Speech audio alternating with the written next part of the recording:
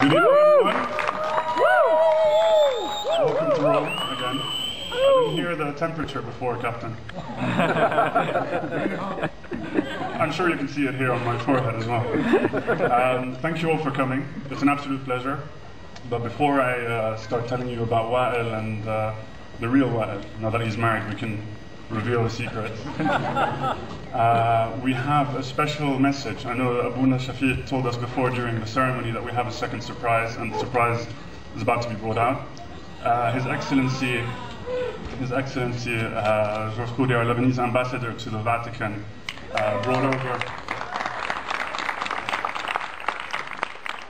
he has brought over a message of benediction from the Pope, which Abuna will come over now and read. So please, can we have a hand for Abuna Shafiq?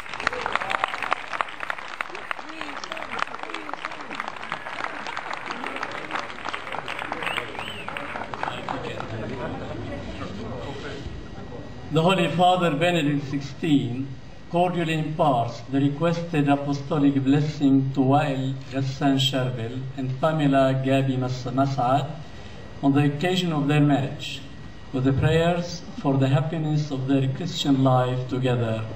Basilica di Santa Cecilia in Trastevere, Rome, 28th of August 2010.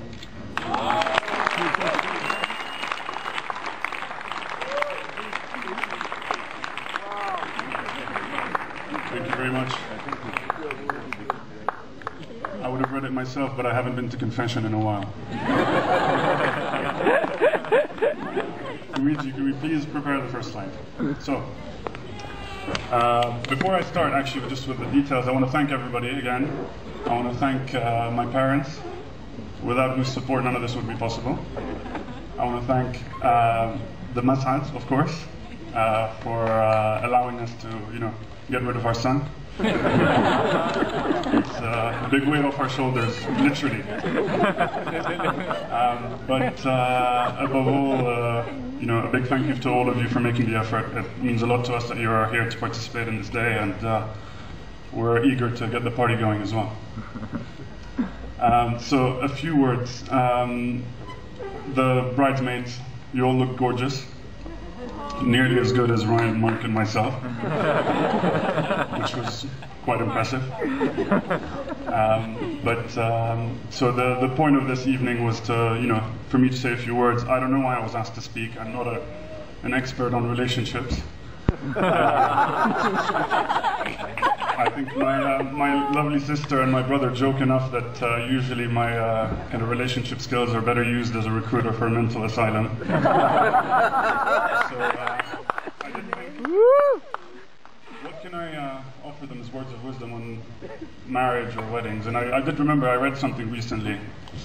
It was a story of a very rich man who one day, doubting himself, asked his wife, darling, if I were poor, would you still love me?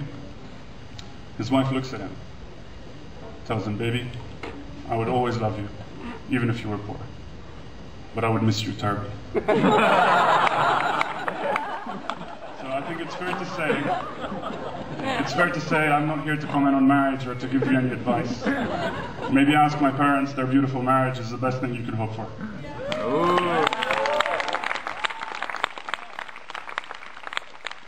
One topic that I do know a lot about is my brother.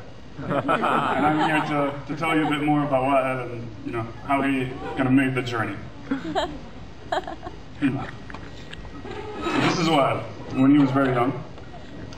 He was born, I think, I just asked my mother 5 minutes ago, 4.5 kilos initially. Whoa! But what you don't know is that actually Wael, as soon as he was born, he got a little illness, lost a lot of weight, and he became quite frail. And then a committee was formed between all my aunts who, I think between Cerelac and everything, he doubled size within a week. So that's where he got his appetite, which is still very healthy. A healthier looking baby.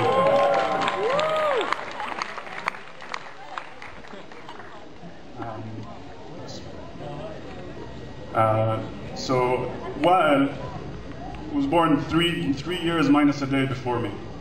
I don't think he was happy about sharing his childhood with me, because what happened on the day that I was born, Wael chose to steal the limelight, and he decided to get lost coming back from kindergarten. He got off at the wrong station and disappeared somewhere, just because he didn't want me to get any kind of recognition. So thank you, Wael, for that. So this is of course a photo with my father. And we always had, two boys inevitably are always going to have a bit of competition, a bit of friction. And though I know everybody recognizes Wael as, the most nicest person you could come across, I think it's probably only the balancing side of the way he is with me, or was with me. I learned my lesson early on when once I tried to have a fight with him. And I was threatening him with some kind of physical abuse. I was probably 7 or so. It wasn't too serious. I was threatening him, of course, behind a locked door. I didn't want him to come reach me. But ever so calm, he came out. After a while, I thought, he had calmed down, everything was okay. He grabbed chili flakes from the kitchen and went and rubbed them all over my face. And I know for those of you that have been looking and seeing, this guy's got bad skin, we can trace back to that little moment with Wael a long time ago. This is a photo of Wael on a bike, and I didn't want to dwell too much on this, but you can tell that he doesn't seem too comfortable. And I can assure you that during our Iceland trip, when we went off-road quad biking, he was pulling the exact same face 2 weeks ago. This is more, it kind of tells about his appetite for risk, and as well just that he's, very grounded and likes things to be very well done.